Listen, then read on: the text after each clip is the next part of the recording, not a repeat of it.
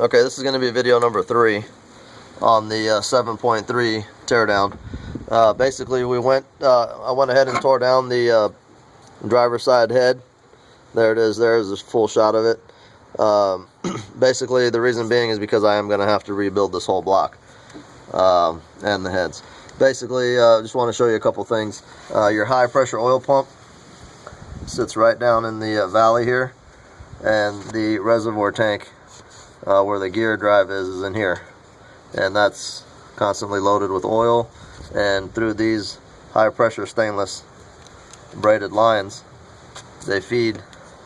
One feeds right into the top here, to the top of the cylinder head, and then the other one feeds, of course, to the other side cylinder head, and they sit right on the top. I went ahead and removed the turbo. The pedestal's still there, but the turbo's been removed.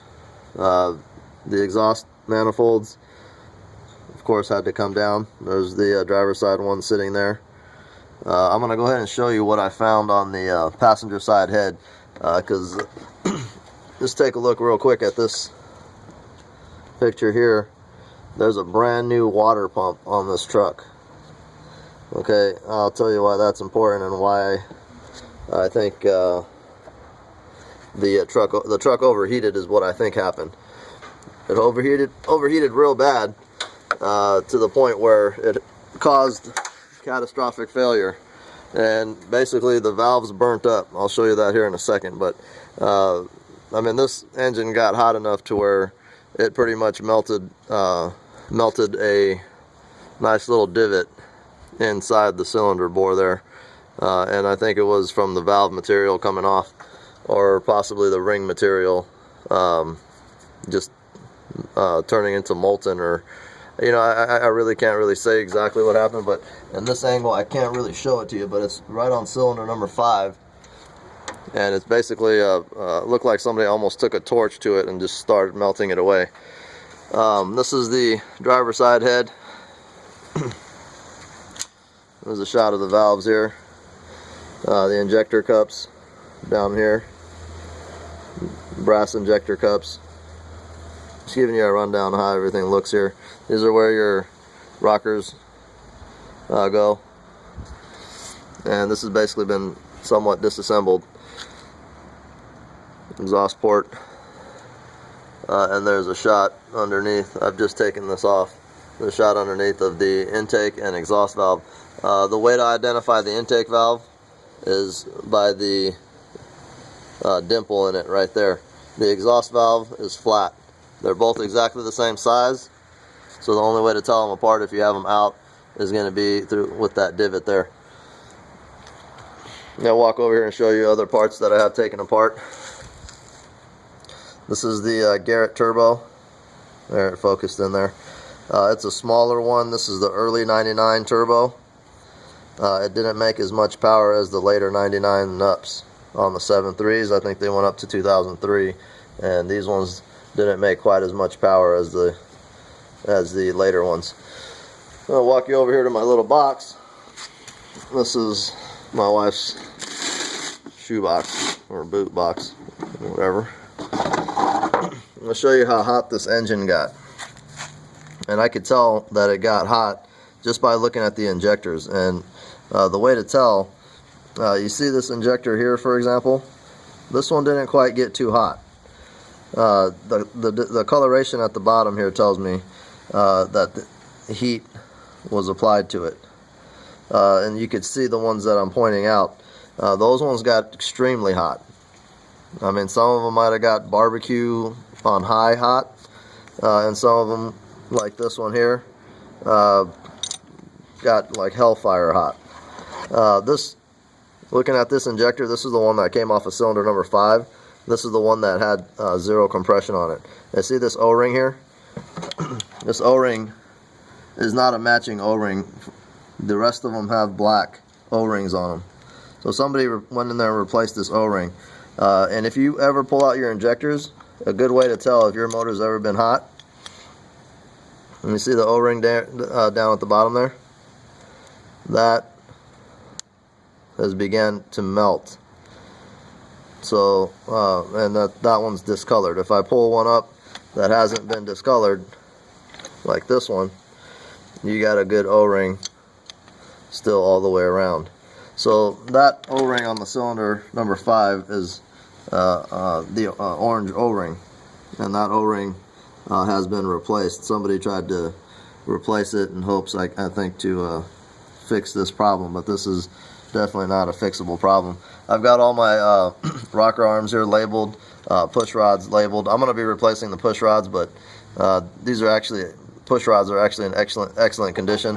There's no wear on them hardly at all.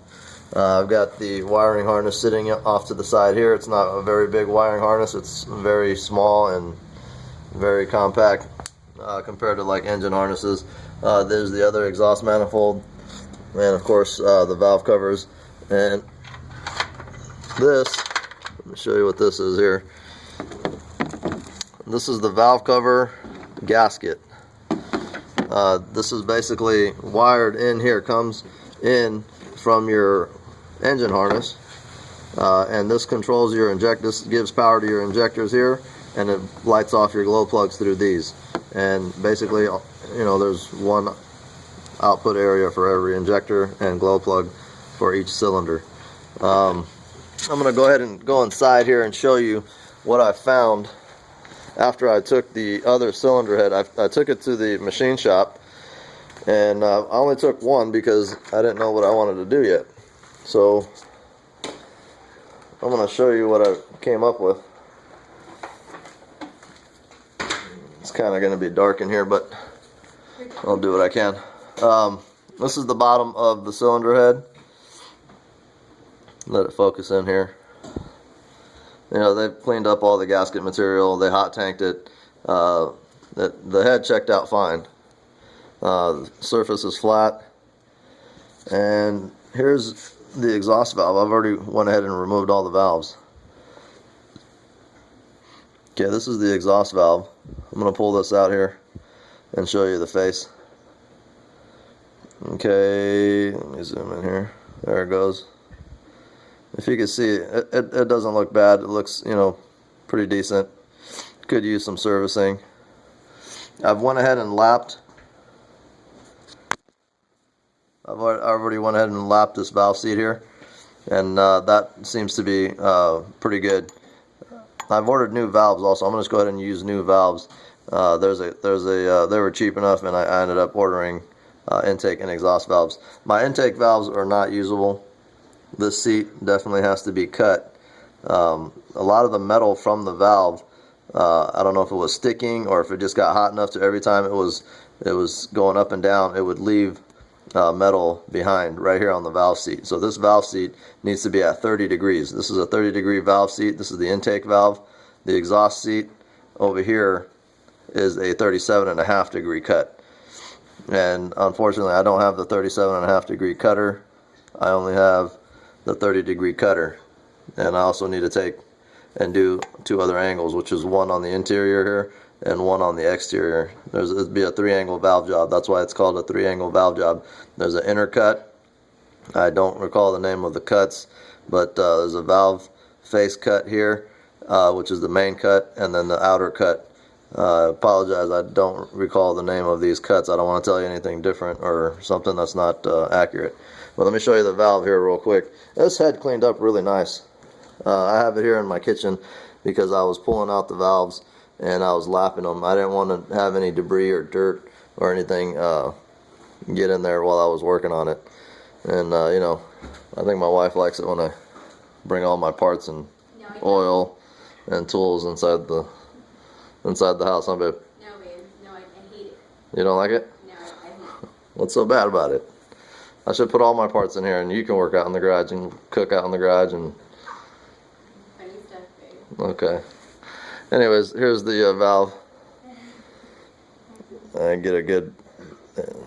My phone's actually kind of the best camera I have at this point. I don't really have anything that I can use that's anything better than this, unfortunately. And I just do these videos kind of for fun. But if you have any questions about anything or didn't quite catch anything, just leave me a message. I'm getting a lot of comments on my comment section, but for some reason, since my account's not linked to the Google Plus deal, which I don't really care for, I don't really want to be a part of.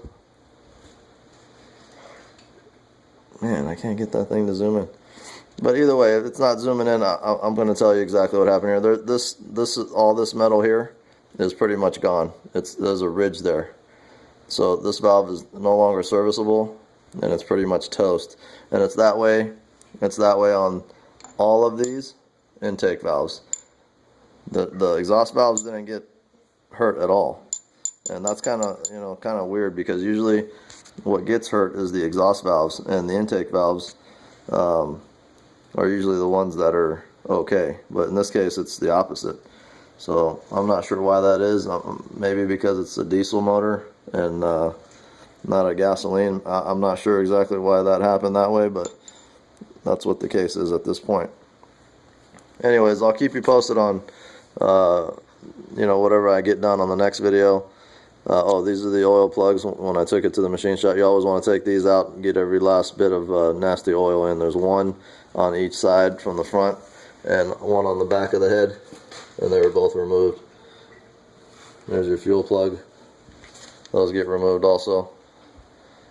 Well, like I said, this came out. It's a nice head. I'm gonna get these valves. I'll probably do a video on when I cut this valve seat area. I'll probably do a video on that. And then I have a couple other videos in mind, just key things that I wanted to go over.